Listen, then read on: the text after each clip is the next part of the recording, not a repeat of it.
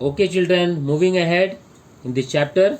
Do you know, क्या आपको पता है, in many places there are long stretches of sand along the seashore. On some beaches in the Konkan region, sea turtles lay their eggs in the sand during December to March. Nowadays, the olive ridley species of sea turtles is becoming rare. The female turtle of this species digs a hole in the sand on the beach and lays her egg there. These eggs are usually laid in areas where the rays of the rising sun fall. Once the hatchlings have grown inside the eggs break open and the babies come out. Hundreds of hatchlings emerge from these eggs almost at the same time. It is vital for these babies to reach the seawater quickly. If they do not, they may not survive. It is truly amazing to see hundreds of eggs hatchlings all at once around dawn.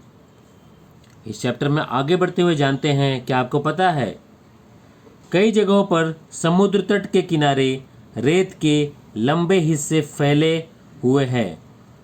ठीक है, कोंकण क्षेत्र के कुछ समुद्र तटों पर समुद्री कछुए पाए जाते हैं. ये कछुए दिसंबर से मार्च के दौरान रेत में अंडे देते हैं. आजकल ऑलिव रिडल प्रजाति के समुद्री कछुए दुर्लभ होते जा रहे हैं. इस प्रजाति की मादा कछुआ समुद्र तट पर रेत में गड्ढा खोदकर अंडे देती है. ये अंडे आमतौर पर उन जगहों पर दिए जाते हैं जहां उगते सूरज की किरणें पड़ती है. जब अंडे के अंदर बच्चे बड़े हो जाते हैं तो अंडा टूट जाते हैं और बच्चे बाहर आ जाते हैं. सैकड़ों बच्चे लगभग एक ही समय में इन अंडों से निकलते हैं.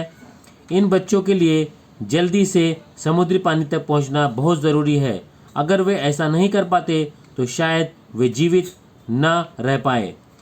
भोर के समय सैकड़ों अंडों को एक साथ फूटते देखना वाकई अद्भुत होता है. ठीक है, let's move ahead. Moving ahead, just before sunrise the eastern sky begins to turn a reddish hue. When this sunlight falls on the surface of the sea, it starts glowing brightly. As soon as the hatchlings emerge from their eggs, they immediately start moving towards this bright light and enter the water. However, since electric lights were installed near the shores, the hatchlings, confused by the artificial light, start moving towards the light of the electric lamps away from the sea. Once the local villagers realized this, they began to turn off the lights near the beach during the turtle hatchling season. They now keep a watch on the shore to help all the hatchlings reach the sea safely. During this time, hundreds of villagers become friends of the turtles. Kasao Mitra. Some villages even celebrate a turtle festival, Kasao Mahotsav, to honor this event. Alright? Yes. आगे बढ़ते हैं. Yes. आगे बढ़ते हैं. Yes.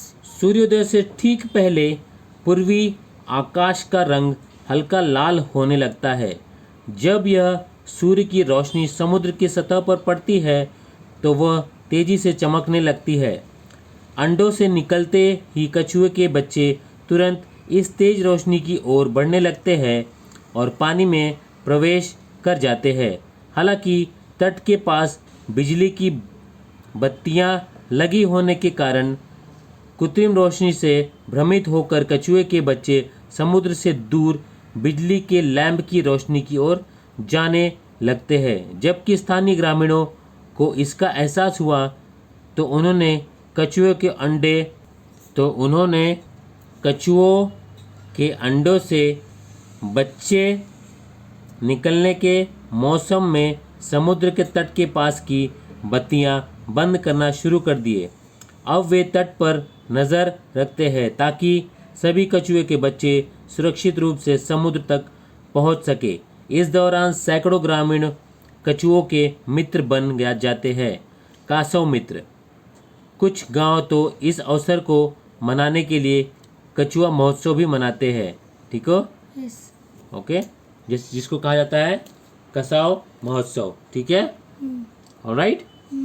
समुद्री कछुओं को इतनी देखभाल क्यों की जाती है, right? Why is this care taken for sea turtles, right? Let's find out in the next part of this chapter, right? And also find out where and when the turtle festival is held in Konkan.